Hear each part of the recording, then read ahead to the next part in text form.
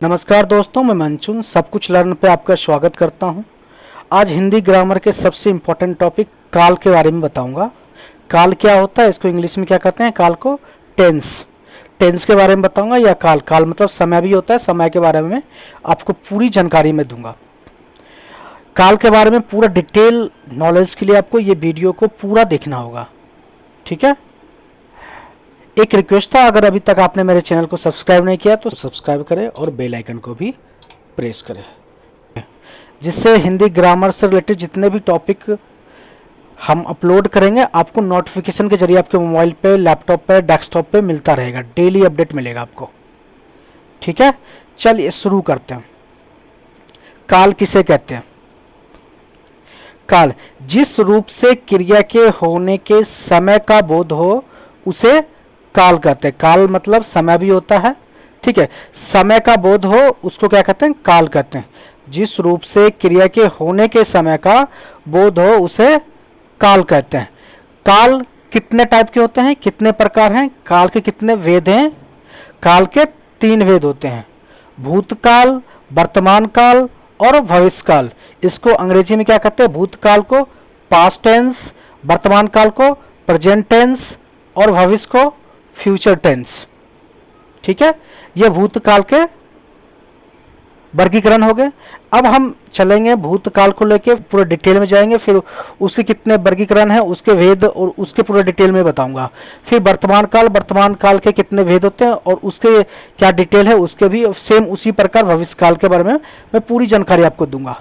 आप हमारे साथ बने रहिए, ठीक है। चलिए शुरू करते हैं। भूतकाल किसे कहते हैं? पहले भूतकाल से शुरू करते हैं। भूतकाल क्रिया के जिस रूप से यह पता चले कि काम बीते हुए समय में पूरा हुआ है, ठीक है। क्रिया के जिस रूप से यह पता चले कि काम बीते हुए समय में पूरा हो गया है उसे क्या कहते हैं? भूतकाल। मतलब आपको यह पता चल जाए कि काम हो चुका है, अभी आप प्रेजेंट में हैं और काम हो गया है, ये आपको अनुभव हो या पता चले किसी काम के बारे में, इसका मतलब ये हुआ वो काम भूतकाल में हुआ है, ठीक है। जैसे लड़का आया था, अभी आया नहीं है, लड़का आया था, ये मैंने पीछे वाली बात कह रहे हैं। वो आया मतलब आया हुआ बहुत टाइम हो चुका है। वो खा चुका था, वो खाना खा लिया था, ठीक है। मतलब वो खाना खा चुका था। मैंने गया, 2 दिन पहले जोर की वर्षा हुई थी। नेताजी का प्रचार रथ बड़ी भीड़ के साथ जा रहा था। ये सारे स्टोरी कह रहे हैं। स्टोरी जितने भी आप स्टोरी बनाते हैं, स्टोरी कहते हैं किसी को, वो हर समय भूतकाल में होता है, ठीक है। समझ गए भूतकाल किसे कहते हैं? अब चलते हैं भूतकाल के वर्गीकरण के बारे में। भूतकाल के कितने वेद होते हैं? देखिए, भूतकाल के 6 वेद होते हैं हिंदी में, ठीक है। कौन कौन से? सामान्य भूतकाल, आसन्न भूतकाल, पूर्ण भूतकाल, अपूर्ण भूतकाल, संदिग्ध पूर्ण भूतकाल और हेतुतु मत भूतकाल, ठीक है। ये सारे भूतकाल के वेद हैं, ठीक है। अब एक एक वेद के बारे में मैं बताऊंगा, फिर उसके बाद हम वर्तमान काल पे चलेंगे, ठीक है। अब चलिए भूतकाल में जो सबसे पहला वेद है, सामान्य भूतकाल किसे कहते हैं? अब उसके बारे में जान लेते हैं। सामान्य भूतकाल किसे कहते हैं? जिससे भूतकाल की क्रिया के विशेष समय का ज्ञान हो उसे सामान्य भूतकाल कहते हैं, ठीक है। अब दूसरों शब्द में कहें, क्रिया के जिस रूप से काम के सामान्य रूप से बीते समय में पूरा होने का बोध हो उसे सामान्य भूतकाल कहते हैं। जैसे मोहन आया, सीता गई, श्री राम ने रावण को मारा। इस वाले जो वाक्य हैं इसमें क्रिया के क्या है? बीते हुए समय की पूरी हो रही है, मतलब बीते हुए समय में पूरी हो गई, अतः यह सामान्य भूतकाल क्रिया है। मोहन आया, सीता गई, मतलब हो चुका है, ये मतलब पूरा पूर्ण रूप से हो चुका है ये काम, तो उसे कहते हैं सामान्य भूतकाल, ठीक है। आगे चलते हैं। आसन्न भूतकाल के बारे में जानते हैं। अब आसन्न भूतकाल किसे कहते हैं? आसन भूतकाल, क्रिया के जिस रूप से यह पता चले कि क्रिया अभी कुछ समय पहले ही पूर्ण हुए हैं, उसे आसन्न भूतकाल कहते हैं। क्या मतलब हुआ इसका? मतलब यह हुआ कि अभी अभी कोई काम पूरा हुआ है तो उसे आसन्न भूतकाल कहते हैं। इससे क्रिया की समाप्ति निकट भूत में या तत्काल ही सूचित करते हैं। मतलब अभी अभी तत्काल में जो काम हुआ है उसको आसन्न भूतकाल कहते हैं। जैसे मैंने आम खाया, मैंने आम खाया है, मैं अभी सोकर उठी हूं, मैं अभी सो के उठी हूं, मतलब अभी जस्ट 2-3 मिनट पहले की बात है। इस तरह से जो काम हुआ है तो तत्काल वाली बात है, वो आसन्न भूतकाल के अंतर्गत आते हैं। अध्यापिका पढ़ाकर आई है, तो इस जितने भी 3 वाक्य मैंने दिया है इसमें अभी अभी पूर्ण हुई है, सारे काम तुरंत तत्काल में हुआ है, तुरंत मतलब बहुत कम टाइम पहले हुआ है। तो इसलिए ये सारे जो क्रियाएं हैं या सारे जो वाक्य हैं वो आसन्न भूतकाल के अंदर आते हैं। ठीक है, अब चलते हैं नेक्स्ट क्या है? पूर्ण भूतकाल। पूर्ण भूतकाल किसे कहते हैं? क्रिया के उस रूप को पूर्ण भूत कहते हैं। क्रिया के उस रूप को पूर्ण भूत कहते हैं जिससे क्रिया की समाप्ति के समय का स्पष्ट बोध होता है कि क्रिया को समाप्त हुए काफी समय बीता है। मतलब बहुत पहले, मतलब क्रिया हुआ और उसके होने का समय बहुत टाइम बीत गया है, तो उसको कहते हैं पूर्ण भूतकाल। क्रिया के जिस रूप से यह ज्ञात हो कि कार्य पहले ही पूरा हो चुका है उसे पूर्ण भूतकाल कहते हैं। जैसे कि उसने श्याम को मारा था, अंग्रेजों ने भारत पर राज किया था, महादेवी वर्मा ने संस्करण लिखे थे। तो ये सारे काम जो है ना बहुत पहले हो चुका है, तो इस तरह के क्या कहते हैं? पूर्ण भूतकाल। ठीक है, जो काम बहुत पहले हो चुका है उसको कहते हैं पूर्ण भूतकाल। ठीक है, आगे चलते हैं। पूर्ण भूतकाल के बाद है अपूर्ण भूतकाल। अपूर्ण भूतकाल क्या होता है उस पर चलते हैं। जिस क्रिया से यह ज्ञात हो कि भूतकाल में कार्य संपन्न नहीं हुआ था, अभी चल रहा था, उसे अपूर्ण भूतकाल कहते हैं। मतलब जिस क्रिया से यह पता चले कि जो काम होना था वो संपन्न, काम चल रहा है मगर काम पूरा नहीं हुआ है और वो अभी रनिंग है, तो उस भूतकाल क्रिया को क्या कहते हैं? अपूर्ण भूतकाल। जैसे कि सुरेश गीत गा रहा था, मतलब क्रिया खत्म नहीं हुई, गाना कंटिन्यू चल ही रहा है, तो इसे कहते हैं अपूर्ण भूतकाल। रीता सो रही थी। ठीक है, तो ये सारे आरंभ होकर, और क्योंकि पीछे हुआ था वो चल रहा है, भूतकाल में हो रहा है और कंटिन्यूअस चल ही रहा है, अभी कंप्लीट नहीं हुआ है, तो इसलिए इसे कहते हैं अपूर्ण भूतकाल। ठीक है, आगे चलते हैं। आगे क्या नेक्स्ट टॉपिक क्या है? नेक्स्ट टॉपिक है संदिग्ध भूतकाल। संदिग्ध भूतकाल किसे कहते हैं? भूतकाल की जिस क्रिया से कार्य होने में अनिश्चितता अथवा संदेह प्रकट हो उसे संदिग्ध भूतकाल कहते हैं। इस नाम से ही पता चल जाता है, संदिग्ध मतलब संदेह रखने। ठीक है, संदेह प्रकट हो, जिस क्रिया से संदेह प्रकट हो उसे संदिग्ध भूतकाल कहते हैं। ठीक है, इसमें यह संदेह बना रहता है कि भूतकाल में कार्य पूरा हुआ या नहीं। मतलब जैसे तू गया होगा, बस छूट गई होगी, दुकानें बंद हो चुकी होगी, तो इसमें सारे में संदेह है, पूरा परफेक्ट नहीं है कि हो चुका है या नहीं हुआ है। ठीक है, अगर हो चुका होता तो पूर्ण में चला जाता, अगर नहीं हुआ है तो अपूर्ण भूतकाल में चला जाता, मगर जिसमें संदेह बना हुआ है वो न पूर्ण में जाएगा न अपूर्ण में जाएगा, यह संदिग्ध भूतकाल में जाएगा। ठीक है, संदेह जिसमें बना होता है। अब समझ गए? आगे चलते हैं। नेक्स्ट टॉपिक क्या है? हेतु मदभूत। हेतु मदभूत ये किसे कहते हैं? यदि भूतकाल में एक क्रिया के होने या ना होने पर दूसरी क्रिया का होना या ना होना निर्भर करता है तो उसे हेतु मद भूतकाल क्रिया कहते हैं। ठीक है, यदि भूतकाल में एक क्रिया होने या ना होने दूसरे क्रिया पर निर्भर करता है, होने और ना होने पर, तो उसे हेतु हेतु मद भूतकाल क्रिया कहते हैं। हेतु का अर्थ क्या होता है? कारण। जहां भूतकाल में किसी कार्य के ना हो सकने का वर्णन कारण के साथ दो वाक्य में दिया गया हो, वह हेतु हेतु मद भूतकाल होता है। इससे यह पता चलता है कि क्रिया भूतकाल में होने वाली थी पर किसी कारणवश ना हो सका। जैसे कि यदि तुमने परिश्रम किया होता तो पास हो जाते। इसका क्या मतलब? मतलब भूतकाल में तुमने अगर परिश्रम, पीछे अगर परिश्रम किया होता तो आगे वाला जो काम होता वो पास, मतलब रिजल्ट जो है वो अच्छा होता, मगर तुमने नहीं किया इसलिए नहीं। मतलब पीछे वाला जो कार्य है वो आगे वाले कार्य, जो आगे वाला कार्य वो पीछे वाले कार्य पर निर्भर करता है। ठीक है, तो एक दूसरे पर निर्भर है, तो इसको हेतु हेतु मद भूतकाल कहते हैं। यदि वर्षा होती तो फसल अच्छी होती, वर्षा खराब हुआ इसलिए फसल खराब हुआ। वर्षा अच्छा होता तो होता है ना, अभी तो नहीं आया, इसका मतलब वर्षा पे निर्भर है फसल। ठीक है, तो इस तरह के जो वाक्य होते हैं जिसमें एक दूसरे पर निर्भर किया जाता है उसे क्या कहते हैं? हेतु हेतु मद भूतकाल। ठीक है, ये भूतकाल का लास्ट टॉपिक था। अब चलते हैं वर्तमान काल पे। ठीक है, अब वर्तमान काल किसे कहते हैं वो देख लेते हैं।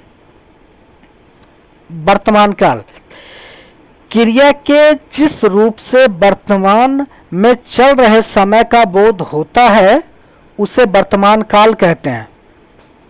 ठीक है, क्रिया के जिस रूप से वर्तमान में चल रहे समय का बोध होता है उसे वर्तमान काल कहते हैं। जैसे पिताजी समाचार सुन रहे हैं, पुजारी पूजा करा रहा है, प्रियंका स्कूल जाती है। तो ये सारे कंटिन्यू वर्तमान में चल रही हैं। वर्तमान, ना पीछे हो रहा ना आगे होगा, ये वर्तमान में चल रहा है, अभी साथ साथ हो रहा है। पिताजी समाचार देख रहे हैं, हालांकि अभी देख रहे हैं, बाद में पहले नहीं देखे थे और बाद में नहीं देखेंगे वो बात अलग है, मगर अभी देख रहे हैं इसलिए ये काम अभी मेरे आंखों के सामने चल रही है, इसलिए इसको क्या कहते हैं?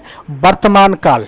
ठीक है, पुजारी पूजा करा रहा है, मतलब अभी पूजा कंटिन्यूस चल ही रहा है और हम देख रहे हैं पूजा हो रहा है, इसलिए इसे वर्तमान काल कहते हैं। ठीक है, वर्तमान काल के कितने भेद होते हैं इसका वर्गीकरण देख लेते हैं। वर्तमान काल के भी 6 भेद होते हैं। कितने भेद होते हैं? 6 भेद। कौन कौन से? सामान्य वर्तमान काल, तत्कालीन वर्तमान काल, अपूर्ण वर्तमान काल, पूर्ण वर्तमान काल, संदिग्ध वर्तमान काल और संभव वर्तमान काल। ठीक है, अब एक एक करके मैं बताते चलता हूं किसका क्या डिफिनेशन है, किसका क्या परिभाषा और उसके एग्जाम्पल के साथ। ठीक है, नेक्स्ट चलते हैं सामान्य वर्तमान काल। सामान्य वर्तमान काल क्रिया का वह रूप जिससे क्रिया का वर्तमान काल में होना पाया जाए सामान्य वर्तमान काल कहलाता है। दूसरे शब्द में कहे तो जिस क्रिया वर्तमान में समान रूप से होती है वह सामान्य वर्तमान काल की क्रियाएं कहलाती है। क्रिया के जिस रूप में समानता या प्रकट हो कि कार्य का समय वर्तमान में है, ना कार्य के अपूर्ण होने का संकेत मिले, ना संदेह हो, वह सामान्य वर्तमान काल होता है। जैसे बच्चा खिलौने से खेलता है, बच्चा खिलौनों से खेलता है, ये खेलना प्रस्तुत समय में है, किंतु ना तो वह अपूर्ण है ना ही अनिश्चित है, अतः यह सामान्य वर्तमान काल में है।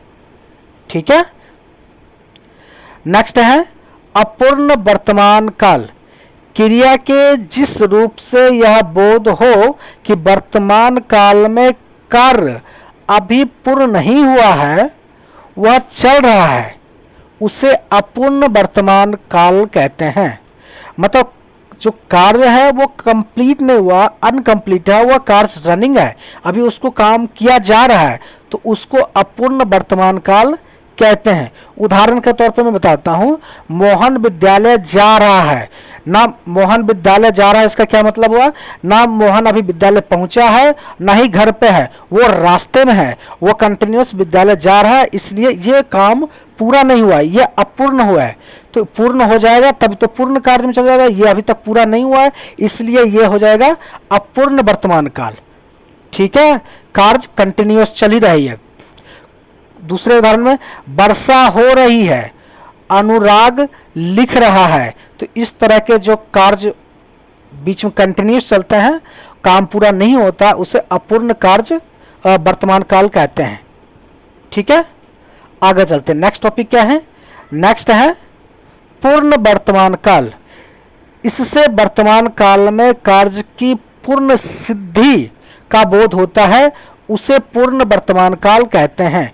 वह आया है, पूर्ण रूप से आ गया है। लड़के ने पुस्तक पढ़ी है, वह चला गया है, उसने भोजन कर लिया है, मैं तो सुबह ही नहा चुका हूं, घड़ा पानी से भर गया है।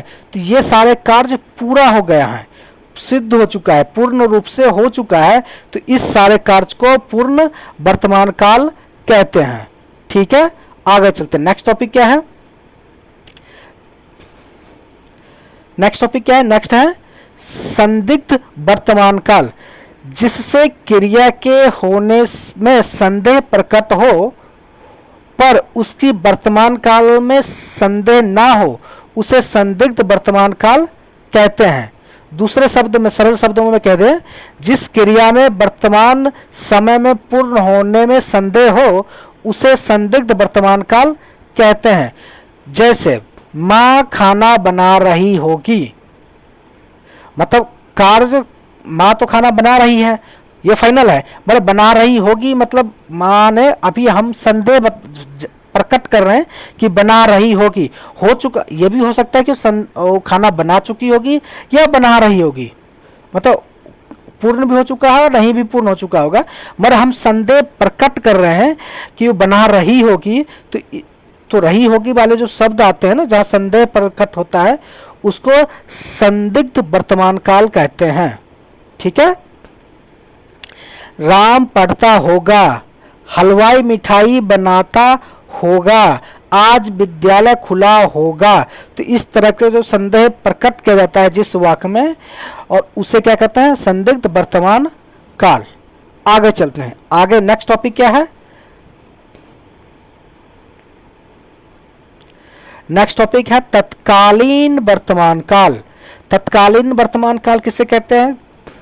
क्रिया के जिस रूप से यह पता चलता है कि कार्य वर्तमान काल में हो रही है, उसे तत्कालीन वर्तमान काल कहते हैं। जैसे मैं पढ़ रहा हूं, ठीक है, वह जा रहा है। तो ये सारे जो वाक्य हैं वो तत्कालीन, कंटिन्यूअस चल रहे, तत्कालीन हो रहा है, तो उसे कहते हैं तत्कालीन वर्तमान काल। नेक्स्ट टॉपिक है संभव वर्तमान काल। इससे वर्तमान काल में काम के पूरा होने की संभावना रहती है, उसे संभव वर्तमान काल कहते हैं। इससे वर्तमान काल में काम के पूरा होने का संभावना रहती है, उसे संभव वर्तमान काल कहते हैं। संभव का अर्थ होता है संभावित या जिसके होने की संभावना हो। ठीक है, जिससे वह आया है, वह लौटा हो, वह चलता हो, उसने खाया हो। तो इस तरह के जो वाक्य होते हैं वो संभव वर्तमान काल के होते हैं। ठीक है, वर्तमान काल का इतना ही है। अब आगे नेक्स्ट टॉपिक क्या है? फ्यूचर, मतलब भविष्य काल पे चलते हैं। ठीक है, नेक्स्ट टॉपिक है फ्यूचर, भविष्य काल। भविष्य काल में क्या है? भविष्य में होने वाली क्रिया को भविष्य काल की क्रिया कहते हैं। जैसे वह कल घर जाएगा, ये अभी आज नहीं जाएगा, मैं गया था, वो आने वाले दिन में, कल आने वाला जो नेक्स्ट डे है, टुमारो, वो उस दिन जाएगा। ठीक है, हम सर्कस देखने जाएंगे, किसान खेत में बीज बोएगा। तो इस तरह के जो वाक्य हैं ये फ्यूचर, मतलब भविष्य काल का भविष्य का प्रतीत कराता है, इसलिए ये सारे जो वाक्य हैं भविष्य काल के अंतर्गत आते हैं। अब भविष्य काल के कितने भेद होते हैं उसको जान जाते हैं। भविष्य काल के 3 भेद होते हैं। कौन कौन से? सामान्य भविष्य काल, संभव भविष्य काल और हेतु मद भविष्य काल। ठीक है, चलते हैं सामान्य भविष्य काल पे। ठीक है। क्रिया के जिस रूप से उसके भविष्य में समान ढंग से होने का पता चलता है उसे समान भविष्यकाल कहते हैं। ठीक है, इससे यह प्रकट होता है कि क्रिया संभवतः भविष्य में होगी। जैसे कि बच्चे कैमल बोर्ड खेलेंगे, वह घर जाएगा, दीपक अखबार बेचेगा। ठीक है, तो ये जितने भी 3 वाक्य दिए गए इसमें भविष्य में समान रूप से काम के होने की सूचना दे रहा है, अतः यह समान भविष्य काल के क्रियाएं हैं। ठीक है, समझ गए? आगे चलते हैं। नेक्स्ट टॉपिक क्या है? नेक्स्ट टॉपिक है संभव भविष्यकाल। क्रिया के जिस रूप से उसके भविष्य में होने का संभावना का पता चलता है उसे संभव भविष्यकाल कहते हैं, जिससे भविष्य में किसी कार्य के होने का संभावना हो। जैसे शायद चोर पकड़ा जाए, परीक्षा में शायद मुझे अच्छे अंक प्राप्त हो सकता है कि मैं कल वहां जाऊं। तो ये सारे जो वाक्य दिए गए हैं इसमें क्रिया में के भविष्य में होने का संभावना है, यह पूर्ण रूप से होगी ऐसा निश्चित नहीं होता, अतः यह संभव भविष्य काल के क्रियाएं हैं। ठीक है, भविष्य काल समझ गए? आगे चलते हैं। नेक्स्ट टॉपिक क्या है? नेक्स्ट टॉपिक है हेतु मद भविष्यकाल। क्रिया के जिस रूप से एक कार्य का पूरा होना दूसरे आने वाले समय की क्रिया पर निर्भर हो उसे हेतु मद भविष्यकाल कहते हैं। जैसे वह आए तो मैं जाऊं, वह आए तो मैं जाऊं, एक दूसरे पर निर्भर हो रहा है यहाँ पे। वह कमाए तो मैं खाऊं, वो कमाए तो खाएं, वह पढ़ेगा तो सफल होगा। इस तरह के एक दूसरे पर निर्भर होते हैं, उसे हेतु मद भविष्यकाल कहते हैं। ठीक है, ये काल के लास्ट चैप्टर था, भविष्यकाल के भी लास्ट चैप्टर था। चलिए शुरू करते हैं। लिंग क्या है? संज्ञा के जिस रूप से व्यक्ति या वस्तु की नर या मादा जाति का बोध हो उसे हिंदी व्याकरण में लिंग कहते हैं। दूसरे शब्द में कहें तो संज्ञा शब्द के जिस रूप से उसके पुरुष या स्त्री जाति होने का पता चलता है उसे लिंग कहते हैं। या सरल शब्दों में कहें शब्द की जाति को लिंग कहते हैं। बस पुरुष जाति जैसे बैल, बकरा, मोर, मोहन, लड़का आदि। स्त्री जाति जैसे गाय, बकरी, मोरनी, मोहनी, लड़की आदि। इस तरह को शब्द जो होते हैं उसको 2 पार्ट में डिवाइड किया जाता है। 2 पार्ट में, एक पुरुष जाति में और एक स्त्रीलिंग जाति में। जिससे जाति का बोध होता है उसे लिंग कहते हैं। ठीक है, समझ में? अब चलते हैं लिंग के कितने भेद होते हैं? हिंदी व्याकरण में लिंग के 2 भेद होते हैं। पहला पुल्लिंग, दूसरा स्त्रीलिंग। जिन संज्ञा शब्दों से पुरुष जाति का बोध होता है उसे पुल्लिंग कहते हैं। जैसे सजीव में आ जाते हैं तो कुत्ता, बालक, खटमल, पिता, राजा, घोड़ा, बंदर, हंस, बकरा, लड़का इत्यादि। ये सजीव जाति में पुल्लिंग के पार्ट हैं। निर्जीव पदार्थ में देखें मकान, फल, नाटक, लोहा, चश्मा इत्यादि, ये भी पुल्लिंग के हैं। भाववाचक में देख लेते हैं, भाव में दुख, लगवा, लगाव, तो इस तरह के जो शब्द आते हैं वो पुल्लिंग के हैं। दूसरा क्या है? स्त्रीलिंग। स्त्रीलिंग क्या होता है? जिस संज्ञा शब्द से स्त्री जाति का बोध होता है उसे स्त्रीलिंग कहते हैं। जैसे सजीव में देख लेते हैं माता, रानी, घोड़ी, कुतिया, बंदरियां, हंसनियां, लड़कियां, बकरियां, जू इत्यादि। ठीक है, अब निर्जीव पदार्थ में देख लेते हैं सुई, कुर्सी, गर्दन इत्यादि। भाव में देख लेते लज्जा, बनावट इत्यादि। इस तरह के जो शब्द आते हैं वो स्त्रीलिंग के अंदर आते हैं। ठीक है, आगे चलते हैं। आगे क्या है? पुल्लिंग की पहचान कैसे करेंगे? ठीक है, हम आपको बताते हैं पुल्लिंग का पहचान। जैसे कुछ संज्ञा जो होते हैं वो पुल्लिंग होते हैं, जैसे कि खटमल, भेड़िया, खरगोश, चीता, मच्छर, पक्षी इत्यादि। ये सारे शब्द संज्ञा हैं और ये पुल्लिंग के पार्ट हैं। अब समूहवाचक संज्ञा में देख लेते हैं। मंडल, समाज, दल, समूह, वर्ग, ये सारे पुल्लिंग हैं। ठीक है। भारी और बेडौल वस्तु में देख लेते हैं। जूता, रस्सा, लोटा, पहाड़ इत्यादि ये सारे पुल्लिंग है। दिनों के नाम में देख लेते हैं। सोमवार, मंगलवार, बुधवार, वीरवार, शुक्रवार, शनिवार और रविवार, ये सारे पुल्लिंग शब्द हैं। महीने के नाम देख लेते हैं। फरवरी, मार्च, चैत, बैसाख, ठीक है, आदि ये सारे पुल्लिंग नाम है। ठीक है। अपवाद में जनवरी, मई और जुलाई स्त्रीलिंग है। ठीक है। पर्वत के नाम में देख लेते हैं।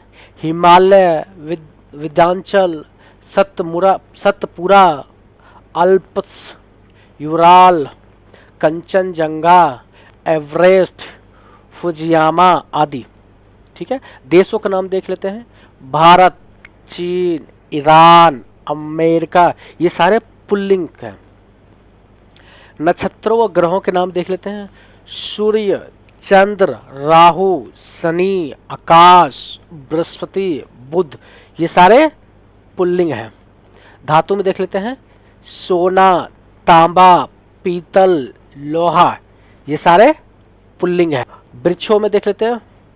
अमरूद, केला, शीशम, पीपल, देवदार, चिनार, बरगद, अशोक, प्लास, आम आदि ये सारे पुल्लिंग शब्द हैं। आगे चलते हैं। अनाजों के नाम में देख लेते हैं। गेहूं, बाजरा, चना, जौ, ये सारे पुल्लिंग शब्द हैं। ठीक है। और अपवाद में देख लेते हैं। मक्की, ज्वार, अरहर, मूंग, ये सारे स्त्रीलिंग हैं। रत्नों के नाम में देख लेते हैं। नीलम, पुखराज, मूंगा, माणिक, पांत्रा, मोती, हीरा, ये सारे रत्नों के नाम है और ये सारे पुल्लिंग शब्द हैं। फलों के नाम में देख लेते हैं। फूलों के नाम में गेंदा, मोतिया, कमल, गुलाब, ये सारे पुल्लिंग शब्द हैं। देशों के नगरों के नाम में दे देते हैं। दिल्ली, लंदन, चीन, रूस, भारत, ये सारे पुल्लिंग है। द्रव पदार्थ के नाम में देख लेते हैं। शरबत, दही, दूध, पानी, तेल, कोयला, पेट्रोल, घी आदि ये सारे पुल्लिंग शब्द हैं। और स्त्रीलिंग कौन सा है? चाय, कॉफी, लस्सी, चटनी, ये सारे स्त्रीलिंग शब्द हैं। समय के नाम पर देख लेते हैं। घंटा, पल, क्षण, मिनट, सेकेंड, ये सारे पुल्लिंग शब्द हैं। द्वीप के नाम में देख लेते हैं। अंडमान निकोबार, जावा, क्यूबा, न्यू फाउंडलैंड आदि ये सारे द्वीप के नाम है और ये सारे पुल्लिंग शब्द हैं। सागर के नाम में देख लेते हैं। हिंद महासागर, प्रशांत महासागर, अरब सागर, ये सारे पुल्लिंग शब्द हैं। ठीक है, पुल्लिंग महासागर है। वर्णमाला में देख लेते हैं। क, ख, ग, घ, त, थ, द, त, थ, अ, आ, उ आदि जो शब्द है ये सारे पुल्लिंग है। और स्त्रीलिंग कौन है? ई, बड़ी ई, री, ये सारे स्त्रीलिंग है। ठीक है। शरीर के अंग के बारे में देख लेते हैं। कौन सा शब्द पुल्लिंग है, कौन सा शब्द स्त्रीलिंग है, देख लेते हैं। हाथ, पैर, गला, अंगूठा, कान, सिर, मस्तक, मुंह, घुटना, हृदय, दांत, ये सारे पुल्लिंग है। जीभ, आंख, नाक, उंगलियां, ये सारे स्त्रीलिंग है। ठीक है, आगे चलते हैं। अक्रांत संज्ञा क्या? जो शब्द आते हैं जैसे गुस्सा, चश्मा, पैसा, छाता, ये सारे पुल्लिंग है। दान, खाना, बाला आदि ये अंत में होने वाला है। जो अधिकतर शब्द पुल्लिंग होते हैं जैसे खंदान, पिकदान, दवाखाना, जेल खाना, दूध वाला, घी वाला, ये सारे पुल्लिंग शब्द है। ठीक है, अ आ आव, पा पन क त आबा तथा औरा से अंत होने वाली संज्ञा पुल्लिंग होते हैं। जैसे औ से जैसे खेल, रेल, बाग, हार, यंत्र। आ से जैसे लोटा, मोटा, छोटा, घोटा, घोरा, हीरा इत्यादि।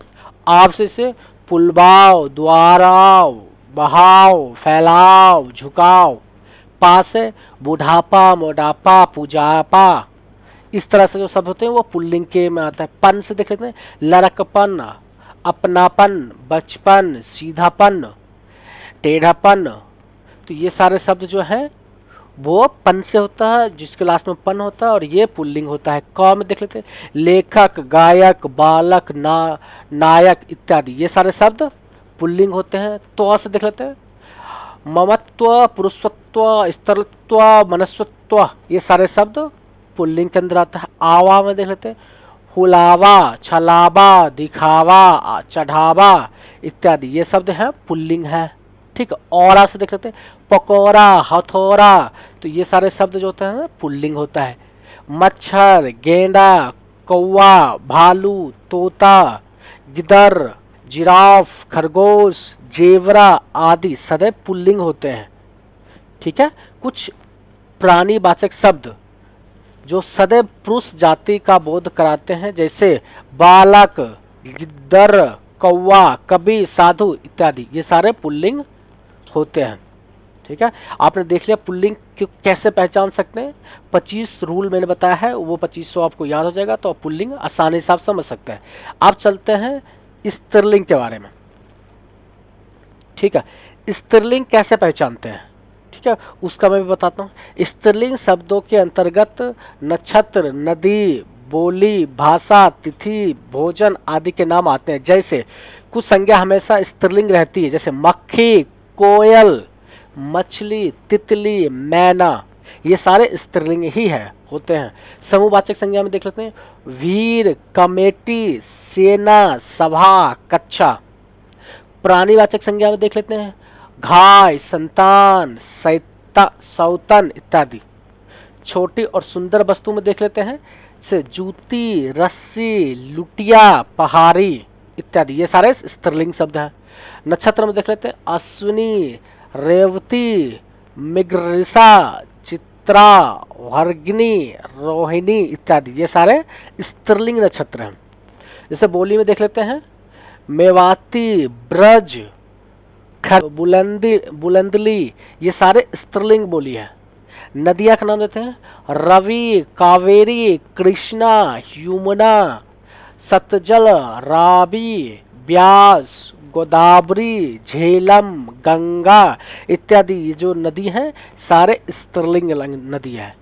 भाषाओं व लिपियों के नाम देख लेते हैं, देवनागरिक, अंग्रेजी, हिंदी, फ्रांसीसी, अरबी, फारसी, जर्नल, बंगाली इत्यादि। ये सारे स्त्रीलिंग है।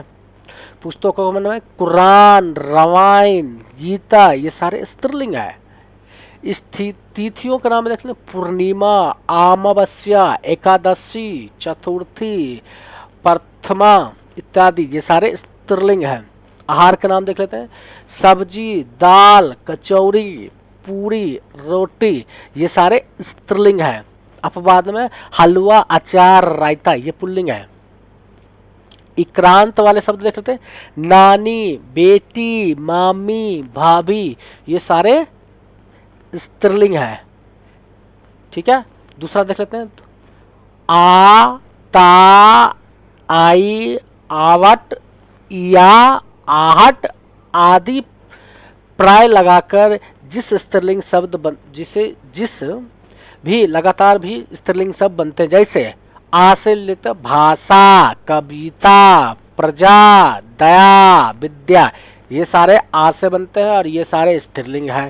ता से देख लेते हैं, गीता, ममता, लता, संगीता, माता, सुंदरता, मधुरता। ये सारे ता से शब्द है और ये स्त्रीलिंग है। आई से देख लेते हैं, सगाई, मिठाई, घुनाई, पिटाई, धुलाई इत्यादि, ये सब आई से बनता है और ये सारे स्त्रीलिंग शब्द है। आवट से देखते हैं, सजावट, बनावट, खिलावट, सटावट, ये सारे आवट से बनता है और इसलिए सारे स्त्रीलिंग शब्द है। या से देख लेते हैं, कुटिया, बुढ़िया, चीरिया, बिंदिया, घिटिबिया इत्यादि, ये सारे या से बनता है और इसलिए ये स्त्रीलिंग शब्द है। आहट से चिल्लाहट, घबराहट, चिकनाहट, कवराहट, ये सारे आहट से बनते हैं। इसलिए शरीर के कुछ अंग के नाम जो स्त्रीलिंग में होते हैं, जैसे आंख, नाक, जीभ, पलके, ठोड़ी इत्यादि।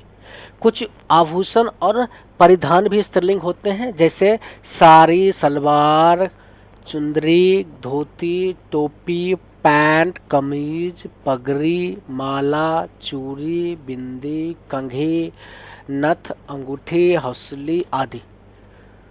कुछ मसाले जो होते हैं वो भी स्त्रीलिंग में आते हैं, जैसे दालचीनी, लौंग, हल्दी, मिर्ची, धनिया, इलायची, अजवाइन, सौंफ, चिरौंग, चीनी, कलौजी, चाय, कॉफी इत्यादि, ये सारे स्त्रीलिंग है। ठीक है, ये स्त्रीलिंग यही खत्म होता है। ठीक है, आगे कुछ नोट्स में बना रखा हूं, मैं नोट्स बताता हूं। ठीक है, नोट्स।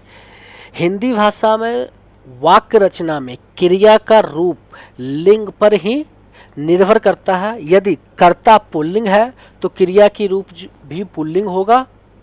यदि कर्ता स्त्रीलिंग है तो क्रिया का जो रूप होगा वो स्त्रीलिंग होगा। ठीक है, ये आपको याद रखना है पूरा। पुल्लिंग और स्त्रीलिंग में वो कर्ता के अनुसार क्रिया बदलती रहती है।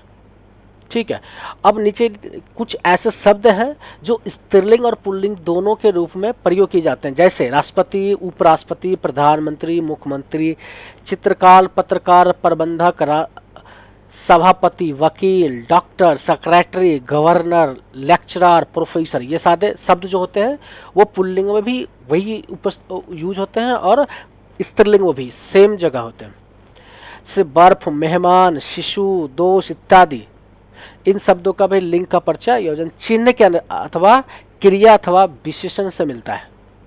ठीक है, लिंग यही खत्म होता है। सर्वनाम क्या है? हिंदी ग्रामर के सबसे इंपॉर्टेंट चैप्टर सर्वनाम के बारे में बताऊंगा। ठीक है, सर्वनाम के पूरी कॉन्सेप्ट क्लियर कर दूंगा। सर्वनाम क्या है, उसके कितने भेद होते हैं, भेद के कितने भेद होते हैं, एग्जाम्पल उसके उदाहरण के साथ मैं आपको बताऊंगा। ठीक है, कितने भेद होते हैं, सर्वनाम क्या होता है, सबसे पहला क्वेश्चन ये होता है। ठीक है, अब सर्वनाम क्या होता है मैं उसको बताता हूँ। जिन शब्दों का प्रयोग संज्ञा के स्थान पर किया जाता है उन्हें सर्वनाम कहते हैं। यह डिफिनेशन है। जिन शब्दों का प्रयोग संज्ञा के स्थान पर किया जाता है उन्हें सर्वनाम कहते हैं। सर्वनाम संज्ञा की पुनरावृत्ति रोककर वाक्य को सौंदर्ययुक्त बनाता है।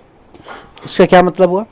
संज्ञा वो चीज है, जैसे कि ब्यूटी पार्लर में कोई भी लेडीज जाता है, उसको जो ऊपर से पॉलिश करके उसको स्नो पाउडर लगा के जो नया रूप रंग दिया जाता है उसी को सर्वनाम कहते हैं। ठीक है, सिंपल सी बात है।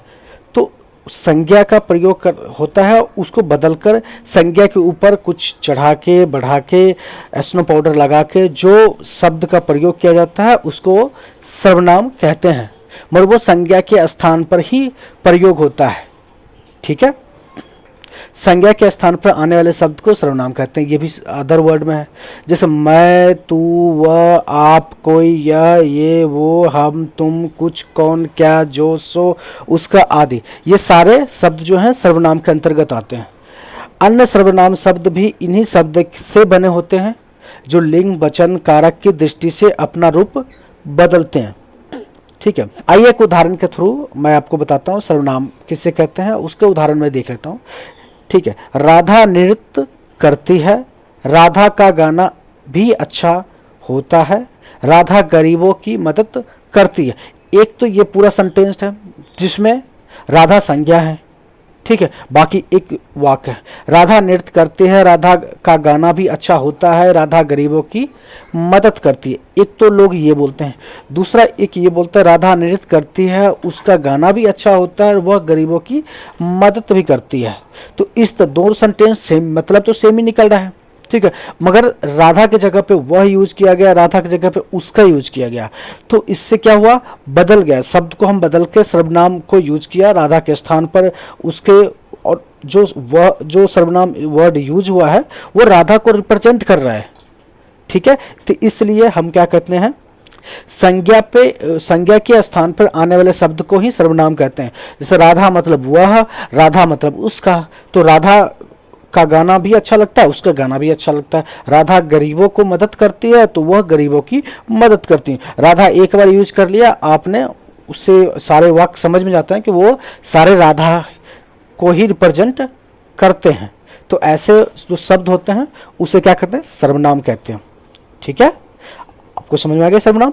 आगे चलते हैं, सर्वनाम के कितने भेद होते हैं? सर्वनाम के 6 भेद होते हैं।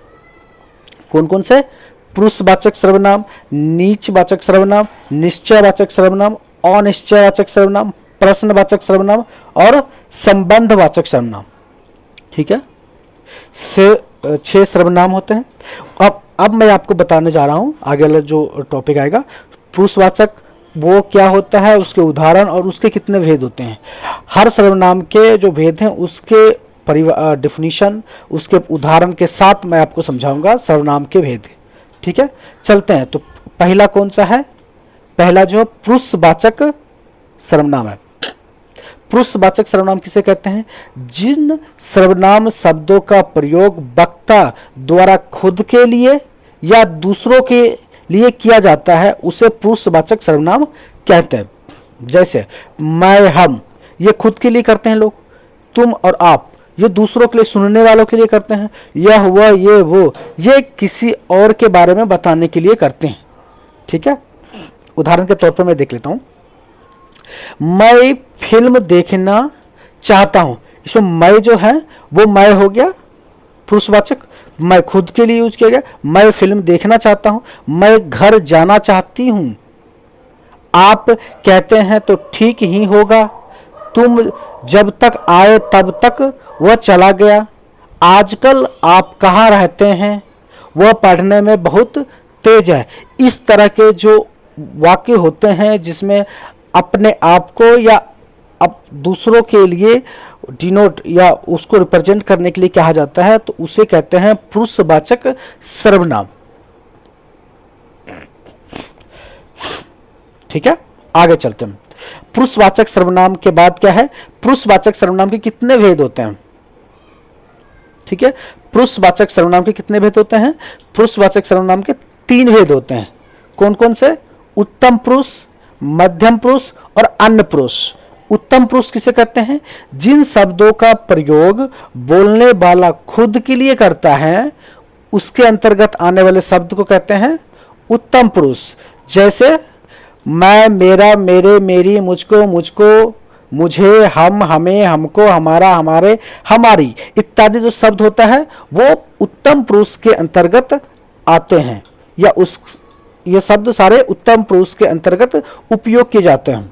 ठीक है, जैसे मैं फुटबॉल खेलना चाहता हूं, हम दो, हमारे दो, तो इस तरह के उत्तम पुरुष के अंतर्गत आते हैं। अब आता है मध्यम पुरुष।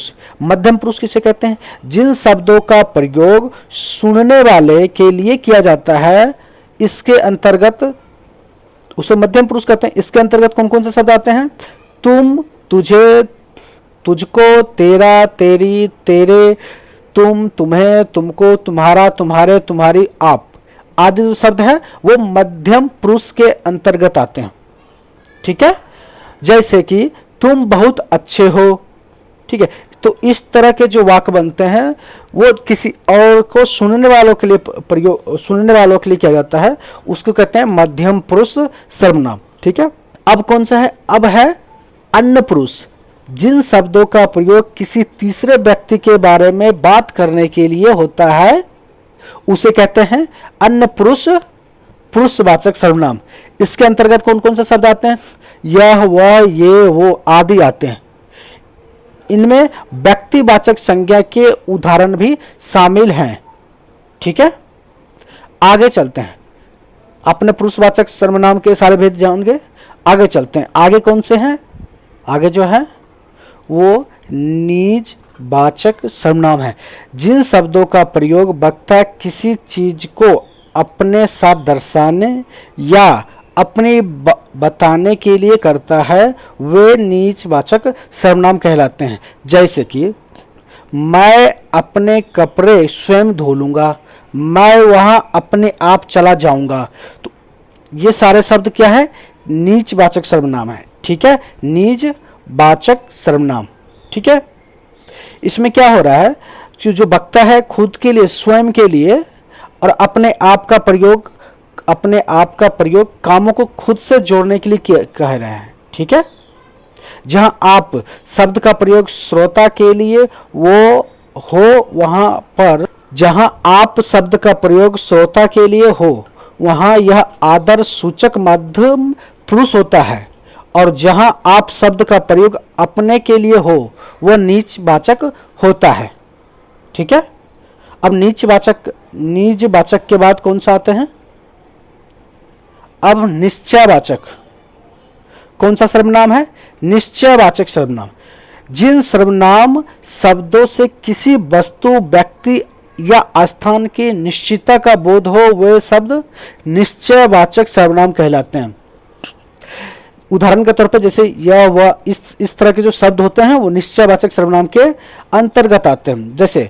जैसे कि यह कार मेरी है, वह मोटरसाइकिल तुम्हारी है, यह पुस्तकें मेरी है, यह मिठाइयां है, यह एक गाय है। तो इस तरह के जो वाक्य हैं, यह वह ये वो, इसका इस्तेमाल जो किया गया है वस्तु, व्यक्ति आदि की निश्चितता का बोध कराने के लिए किया गया है। ठीक है, अतः यह क्या है? निश्चयवाचक सर्वनाम है। ठीक है, अब निश्चयवाचक सर्वनाम के बाद कौन सा सर्वनाम आता है? अनिश्चयवाचक सर्वनाम। अनिश्चयवाचक सर्वनाम।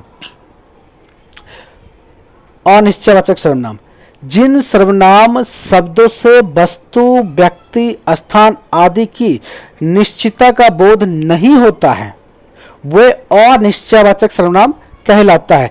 जैसे अनिश्चयवाचक सर्वनाम को उदाहरण देख लेते हैं। जैसे कुछ, कोई, इस तरह के जो शब्द प्रयोग किए जाते हैं अनिश्चयवाचक सर्वनाम के लिए। ठीक है, जैसे मुझे कुछ खाना है, इसमें कोई निश्चित नहीं क्या खाना है।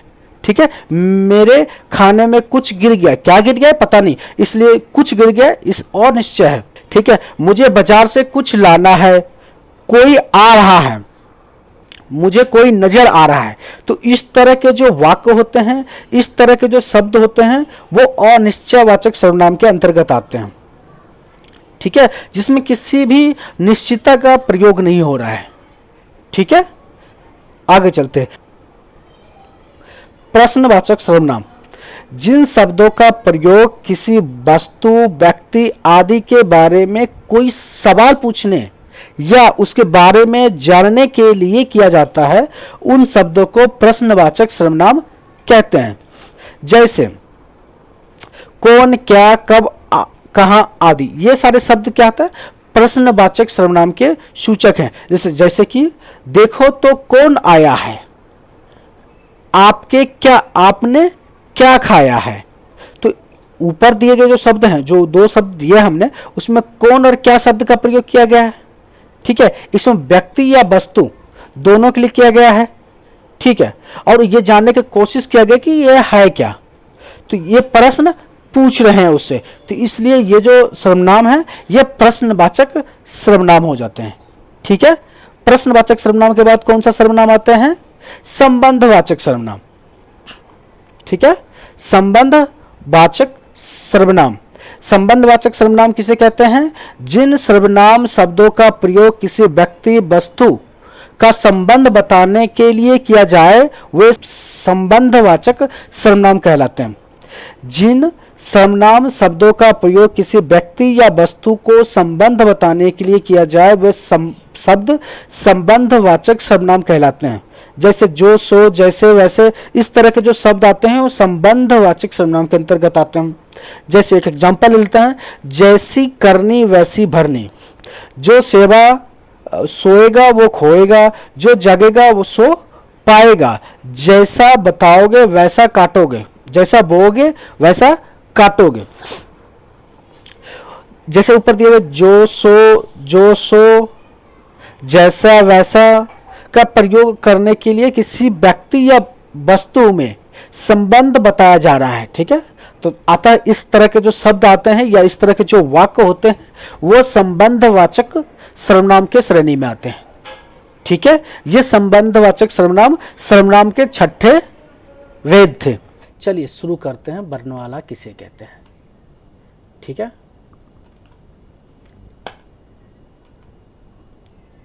वर्णमाला भाषा की सार्थक इकाई वाक्य होता है। वाक्य की जो छोटी इकाई होता है ना उसे क्या कहते हैं, उपवाक। उपवाक से जो छोटी इकाई होता है पदबंध होता है। पदबंध से जो छोटी इकाई होता है उसे पद कहते हैं। पद से भी एक छोटी इकाई होता है उसे अक्षर कहते हैं, और अक्षर के जो सबसे छोटी इकाई होता है उसे ध्वनि कहते हैं, और ध्वनि को ही हम वर्ण कहते हैं। ठीक है, वर्ण समझ में आ गया क्या? सबसे छोटी इकाई को हम क्या कहते हैं, वर्ण कहते हैं। सबसे छोटी इकाई को वर्ण कहा जाता है हिंदी में। ठीक है, अब वर्णमाला बताते हूँ। हिंदी भाषा की सबसे छोटी इकाई को ध्वनि कहते हैं, और इसी ध्वनि को ही वर्ण कहा जाता है। मैंने ऊपर भी बताया आपको। ठीक है, वर्णमालाओं को व्यवस्थित करने के समूह को ही वर्णमाला कहते हैं। सॉरी, हिंदी भाषा की सबसे छोटी इकाई ध्वनि होती है। इस ध्वनि को ही वर्ण कहा जाता है। वर्णों को व्यवस्थित करने के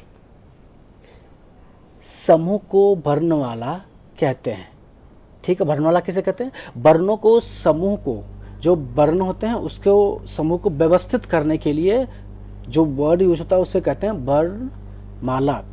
वर्णमाला के आगे चलते हैं। हिंदी में उच्चारण के आधार पर 45 वर्ण होते हैं। हिंदी में उच्चारण के आधार पर 45 वर्ण होते हैं, जिनमें से 10 स्वर्ण वर्ण हो और 35 व्यंजन होते हैं।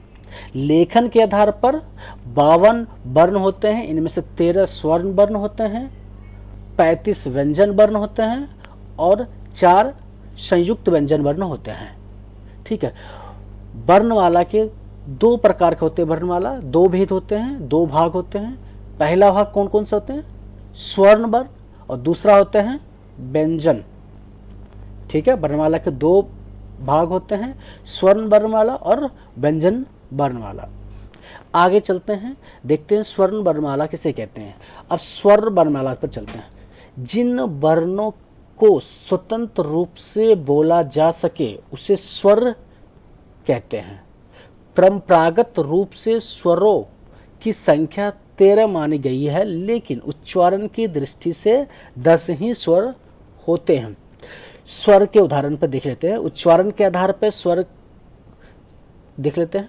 अ, आ, छोटी ई, बड़ी ई, ऊ, बड़ा ऊ, ए, ऐ, ओ, औ।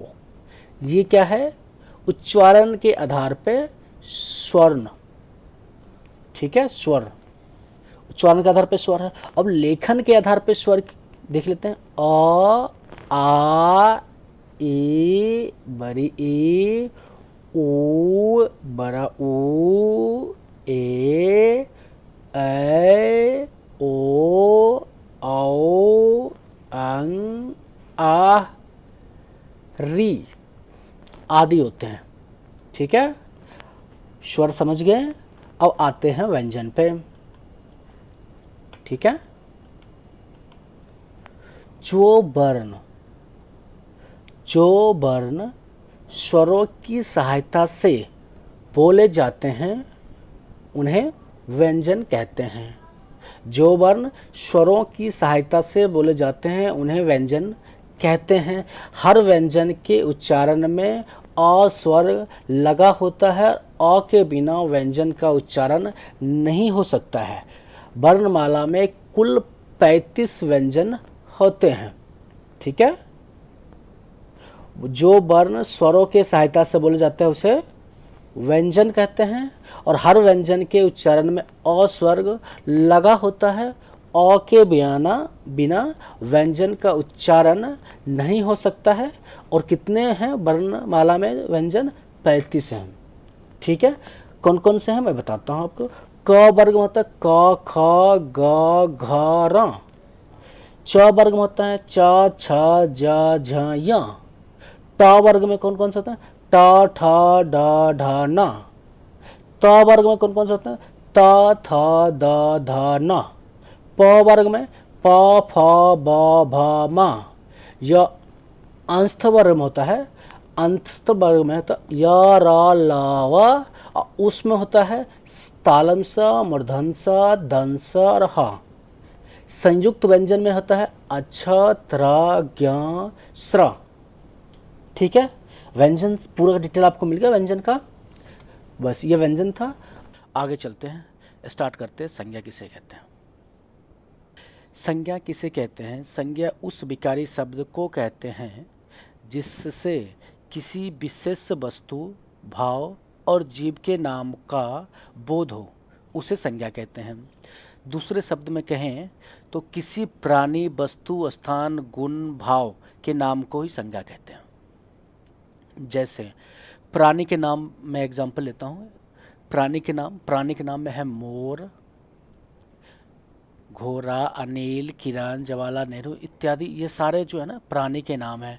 जैसे वस्तु के नाम में आते हैं, वस्तु के नाम में जैसे अनार, रेडियो, किताब, संदूक इत्यादि, ये वस्तु के नाम है। स्थान के नाम में कहते हैं कुतुब मीनार, नगर, भारत, मेरठ, और भी बहुत सारा जगह के नाम है, पटना, हैदराबाद, मद्रास, इस तरह के जो जगह के नाम हैं उसको क्या कहते हैं? वो भी एक संज्ञा है। भाव के नाम को भी संज्ञा कहते हैं, जैसे वीरता, बुढ़ापा, मिठास इत्यादि।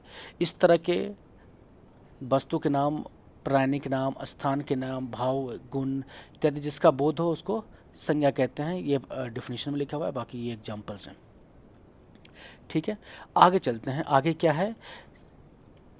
आगे संज्ञा के कितने प्रकार के होते हैं संज्ञा देखते हैं। संज्ञा कितने प्रकार के होते हैं? मुख्यतः ये 3 प्रकार की ही संज्ञा होती है, परंतु जातिवाचक संज्ञा के 2 और प्रकार होते हैं, जिसकी वजह से संज्ञा के 2 और प्रकार बढ़ जाते हैं, और इसके 5 प्रकार के होते हैं। संज्ञा कितने प्रकार के होते हैं? 5 प्रकार के होते हैं। मुख्यतः ये 3 प्रकार के होते हैं, जातिवाचक के 2 प्रकार और बढ़ जाते हैं, जिसके कारण ये 5 प्रकार कहते हैं। ग्रामर में या हिंदी ग्रामर में, व्याकरण में सिर्फ 5 प्रकार के संज्ञा होते हैं। व्यक्तिवाचक संज्ञा, जातिवाचक संज्ञा, भाववाचक संज्ञा, समूहवाचक संज्ञा और द्रव्यवाचक संज्ञा। ठीक है, व्यक्तिवाचक संज्ञा, जातिवाचक संज्ञा, भाववाचक संज्ञा, समूहवाचक संज्ञा और द्रव्यवाचक संज्ञा। ठीक है, आगे चलते हैं। जितने प्रकार के संज्ञा हैं उसके बारे में मैं बात करता हूं आगे। ठीक है, सबसे पहला क्या है? व्यक्तिवाचक संज्ञा। व्यक्तिवाचक संज्ञा में क्या है? जिस शब्द से किसी एक वस्तु या व्यक्ति का बोध होता है उसे व्यक्तिवाचक संज्ञा कहते हैं। जैसे रमेश, महेश, गंगा, हिमालय। रमेश एक व्यक्ति का बोध होता है, महेश भी व्यक्ति का बोध होता है, गंगा एक व्यक्ति का बोध है, हिमालय भी एक टाइप के व्यक्ति हैं।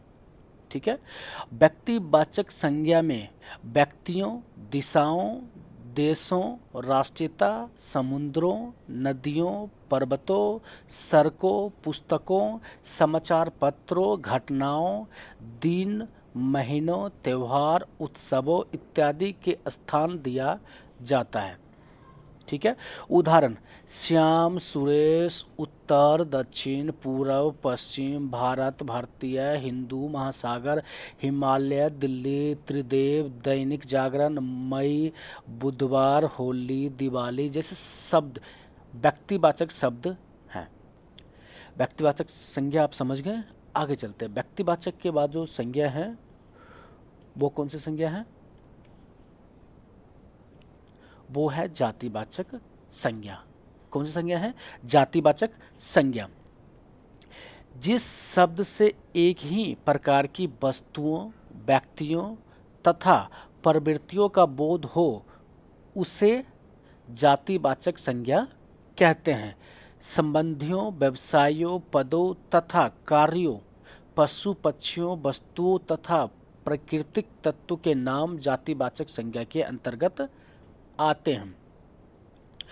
उदाहरण के तौर पे भाई, बहन, प्रोफेसर, मनुष्य, नदी, घोड़ा, गाय, पशु, वर्षा, ज्वालामुखी, राजा, मंत्री, कुर्सी, घोड़ा, बनिया, ब्राह्मण, लड़का, नर, नारी, आदमी, औरत, पहाड़, नदी, घाटी, समुद्र, द्वीप, तालाब, अनाज जैसे शब्द जातिवाचक संज्ञा के अंतर्गत आते हैं। ठीक है, जातिवाचक संज्ञा समझ गए। अब चलते हैं भाववाचक संज्ञा पे। ठीक है, भाववाचक संज्ञा। भाववाचक संज्ञा किसे कहते हैं? जिस शब्द से किसी व्यक्ति या वस्तु के गुण या धर्म, दशा तथा कार्य व्यापार का बोध होता है उसे भाववाचक संज्ञा कहते हैं। जिस शब्द से किसी व्यक्ति या वस्तु के गुण या धर्म, दशा तथा कार्य व्यापार का बोध होता है उसे भाववाचक संज्ञा कहते हैं। प्रत्येक पदार्थ का अपना एक स्वभाव होता है। मनुष्य का स्वभाव मनुष्यत्व तथा पशु का स्वभाव हरकत, पशु का स्वभाव का हरकत क्या है? पशुत्व कहलाता है। ठीक है, भाववाचक संज्ञा के एक शब्द से एक ही शब्द का बोध होता है। भाववाचक संज्ञा में एक शब्द से एक ही शब्द का बोध होता है। इस कारण से शब्दों का प्रयोग उसके उसी रूप में होता है। बहुवचन के प्रयोग संभव नहीं होते हैं।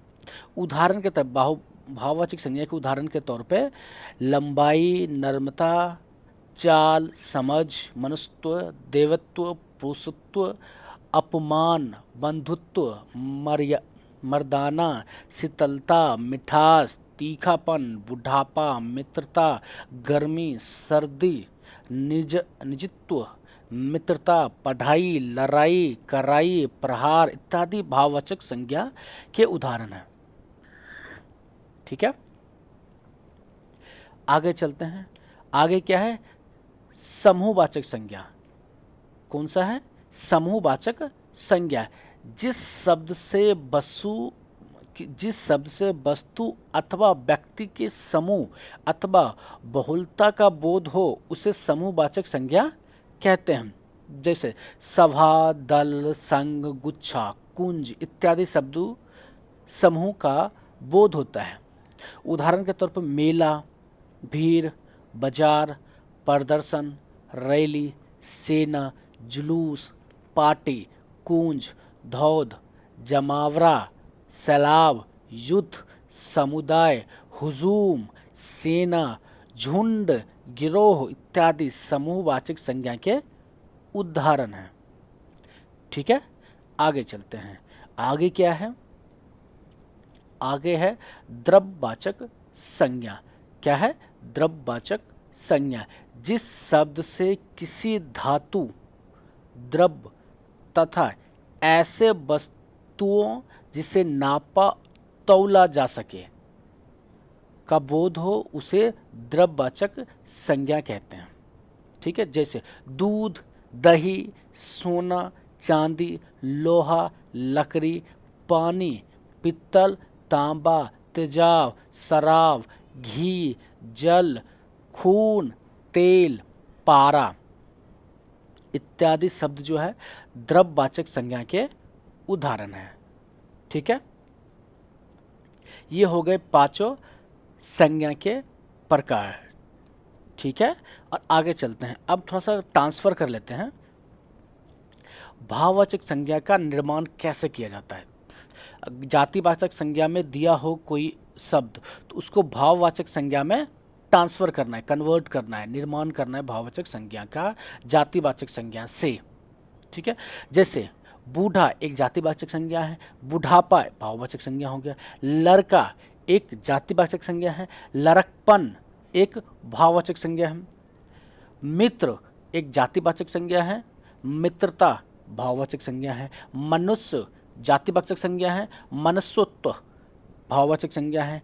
विशेषण से भाववाचक संज्ञा में कैसे, विशेषण से भाववाचक संज्ञा कैसे बनाएंगे? गर्म ये विशेषण है, गर्मी भाववाचक संज्ञा है, मीठा विशेषण है मिठास, भाववाचक संज्ञा है। कठोर विशेषण है कठोरता, भाववाचक संज्ञा है। नर्म विशेषण है नर्मता, ये भाववाचक संज्ञा है। अब क्रिया से भाववाचक संज्ञा कैसे बनाएंगे? चढ़ना एक क्रिया है, चढ़ाई। पढ़ना पढ़ाई। रोना रुलाई। दौड़ना दौड़। ये सारे भाववाचक संज्ञा क्रिया से बनाया गया है। ठीक है। सर्वनाम से कैसे बनाते हैं भाववाचक संज्ञा? अपना अपनाना। निज निजित्व, ये सर्वनाम था और इसको भाववाचक संज्ञा में का निर्माण किया गया। ठीक है। अव्यय से कैसे बनाते हैं भाववाचक संज्ञा? दूर दूरी। समीप समीपत्व। इस तरह से आप भाववाचक संज्ञा का निर्माण कर सकते हैं। अगला क्या है? अगला देख लेते हैं। अगला है संज्ञा का रूप परिवर्तन। संज्ञा का रूप परिवर्तन। संज्ञा के प्रयोग में कभी कभी परिवर्तन भी होता है। जातिवाचक संज्ञा व्यक्तिवाचक संज्ञा के रूप में, व्यक्तिवाचक संज्ञा जातिवाचक संज्ञा के रूप में तथा भाववाचक संज्ञा का जातिवाचक संज्ञा के रूप में प्रयोग देखने को मिलता है। ठीक है। मेरा इसका कहने का मतलब यह है कि संज्ञा का रूप परिवर्तन, जैसे जातिवाचक संज्ञा हो वो व्यक्तिवाचक संज्ञा में कभी कभी हो जाता है प्रयोग, और व्यक्तिवाचक संज्ञा का जो अगर हो तो जातिवाचक संज्ञा में हो जाता है प्रयोग, तथा भाववाचक संज्ञा में हो तो जातिवाचक में हो जाता है प्रयोग कभी कभी। वो उदाहरण के लिए मैं बताता हूँ आपको। जैसे देवी एक जातिवाचक संज्ञा है, से दुर्गा बना दो तो दुर्गा एक व्यक्तिवाचक संज्ञा है। गोस्वामी एक जातिवाचक संज्ञा है। तुलसी एक तुलसीदास, गोस्वामी तो जातिवाचक संज्ञा है और तुलसीदास व्यक्तिवाचक संज्ञा। भीम व्यक्तिवाचक संज्ञा है। इसका प्रयोग कहीं जगह वीर के रूप में भी होता है, तो ये वीर जो होता है, भीम मतलब वीर होता है, वीर जातिवाचक संज्ञा के रूप में प्रयोग होता है। पहलवान भाववाचक संज्ञा है, इसका प्रयोग वस्त्र जातिवाचक संज्ञा में होता है। संज्ञा के रूप लिंग वचन तथा कारक चिन्ह के रूप में बदलते हैं। जैसे लड़का खाता है, लड़की खाती है। लिंग के आधार पर भी संज्ञा का परिवर्तन हो गया। लड़का खाता है, लड़के खाते हैं। वचन के आधार पर परिवर्तन हो गया। इसमें एक वचन है, लड़का एक है, बहुवचन हो गए लड़के। लड़का लिंग है, पुरुष लिंग है, और लड़की स्त्रीलिंग है। लड़का खाना खाता है, लड़के ने खाना खाया। कारण चिन्ह के आधार पर परिवर्तन हो गया संज्ञा का। आपने देखिए संज्ञा के रूप परिवर्तन आपने देख लिया। आगे चलते हैं। आगे क्या है? आगे संज्ञा के पहचान क्या है? अब संज्ञा के पहचान बताते हैं। कुछ संज्ञा शब्द प्राणीवाचक होता है तो कुछ संज्ञा शब्द अप्राणीवाचक। कुछ शब्द गणनीय होता है तो कुछ शब्द अगणनीय है। अब प्राणीवाचक क्या होता है? वो शब्द जिससे किसी सजीव वस्तु का बोध हो, जिसमें प्राण हो, उसे प्राणीवाचक संज्ञा कहते हैं। जो सजीव वस्तु होता है उसे प्राणीवाचक संज्ञा कहते हैं। जो निर्जीव वस्तु होता है उसे अप्राणीवाचक संज्ञा कहते हैं। अब प्राणीवाचक संज्ञा में लड़का गाय रमेश, लड़का मतलब आदमी वो सजीव है, गाय एक सजीव जानवर है, और रमेश एक आदमी का नाम है, इसका मतलब वो भी सजीव है। ये सारे सजीव हैं, इसलिए प्राणीवाचक संज्ञा में आते हैं। अप्राणीवाचक में जिसमें असजीव को, जिस वस्तु में प्राण ना हो वो अप्राणीवाचक संज्ञा कहलाती है। जैसे मेज, रेलगाड़ी, मकान, पुस्तक, पर्वत, ये सारे जो हैं अप्राणीवाचक संज्ञा है, ये सजीव नहीं है। ठीक है। ये सारे निर्जीव आइटम को, निर्जीव वस्तु को अप्राणीवाचक संज्ञा कहते हैं। सजीव वस्तु को प्राणीवाचक संज्ञा कहते हैं। ठीक है। अब चलते हैं गणनीय और अगणनीय संज्ञा पे। गणनीय संज्ञा किसे कहते हैं? जिस व्यक्ति, वस्तु, पदार्थ आदि की गणना की जा सकती है, उसकी संख्या ज्ञात की जा सकती है, वह शब्द गणनीय। अब चलते हैं गणनीय पे। गणनीय जिस व्यक्ति, वस्तु, पदार्थ आदि की गणना की जा सकती है, उसकी संख्या ज्ञात की जा सकती है, वह शब्द गणनीय कहलाएगा। जिसकी काउंटिंग, जिसकी गिनती हो सके, जिसको हम तौल सके, या जिसको हम काउंटिंग कर सके। जैसे लड़का काउंट किया जाता है, 10-20 लड़के हैं, 40-50 लड़के हैं, 100 लड़के हैं, 500 लड़के हैं, पुस्तक 500 पुस्तकें हैं, भवन 400 भवन हैं, गाय 350 गाय हैं, केले 2 दर्जन हैं। जैसे कि 12 केले हैं तो 1 दर्जन में 12 होते हैं, तो 2 दर्जन में 24 केले हैं। ठीक है। संज्ञा है, जिस व्यक्ति, वस्तु, पदार्थ आदि की गणना नहीं की जा सकती है, उसकी संख्या ज्ञात नहीं की जा सकती है, वो शब्द अगणनीय संज्ञा कहलाएगा। जैसे दूध, दूध इसको गिनो भाई, कितने दूध है, किलो तो कर सकते हो, मगर गिन नहीं सकते हो ना। पानी गिनो, नहीं गिन सकते। हवा गिनो, नहीं गिन सकते। मित्रता गिनो, नहीं गिन सकते हो। तो इस तरह के जो संज्ञा होते हैं अगणनीय होते हैं। ठीक है, आगे चलते हैं। आगे इस संज्ञा के सारे डिटेल मैंने बता दिया है। इसके बाद जो है कुछ मैंने क्विज प्रश्न उत्तर बताए हैं, यहाँ पे कुछ प्रश्न डाले हैं जो हमने ऊपर जो भी आपको समझाया है, संज्ञा, संज्ञा के प्रकार, पूरा डिटेल आपको दिया है संज्ञा के बारे में, उससे रिलेटेड कुछ यहाँ पे मैंने लगभग 6 प्रश्न डाले हैं। इसका आंसर मैंने आंसर भी दिए हैं, ऑप्शंस भी दिए A B C D। तो ये ऑप्शंस दिए हुए हैं, इसमें से जो भी राइट आंसर, जैसे क्वेश्चन 1 का ए आंसर ठीक है, क्वेश्चन बी का मतलब क्वेश्चन 2 का ए आंसर ठीक है, इस तरह के जो भी आंसर इसका ठीक है, वो इस कमेंट बॉक्स में आप अपना आंसर क्वेश्चन नंबर के साथ आंसर जरूर डालें, जिससे हमें मोटिवेशन मिलता रहता है कि आप सीख रहे हैं कि नहीं सीख रहे हैं।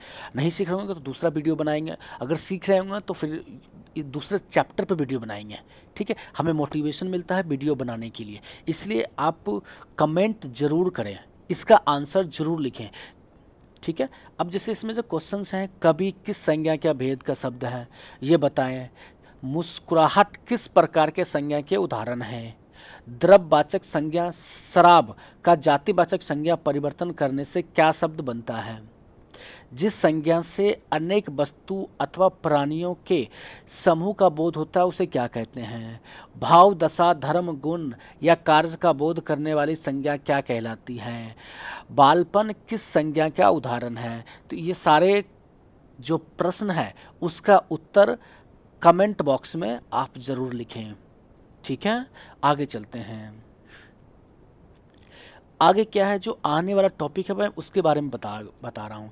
लिंग के बारे में बताऊंगा, जो इसमें थोड़ा सा डेमो दे रखा है। जो शब्द स्त्री या पुरुष में भेद उत्पन्न करता है उसे लिंग कहते हैं। वचन शब्द आने वाला है, वचन जो टॉपिक है वो आएगा। वचन किसे कहते हैं, जिस शब्द से एक या अनेक होने का बोध होता है उसे वचन कहते हैं। ये इंपॉर्टेंट टॉपिक है सारे। कारक, वाक्य में प्रयुक्त वह शब्द या वाक्य में उपस्थित वह शब्द जिससे पूरी घटना या उद्देश्य की पूर्ति हो उसे कारक कहते हैं। तो ये तीनों जो टॉपिक है, इसके बाद जो आने वाले टॉपिक के लिस्ट हैं। ठीक है, ये वीडियो आपको अच्छा लगा हो तो इसे लाइक जरूर करें और शेयर भी करें। ठीक है, इससे हमें मोटिवेशन मिलता है। और इस पूरा वीडियो देखने के लिए आपको पूरा कोटि कोटि से पूरा धन्यवाद। Thank you.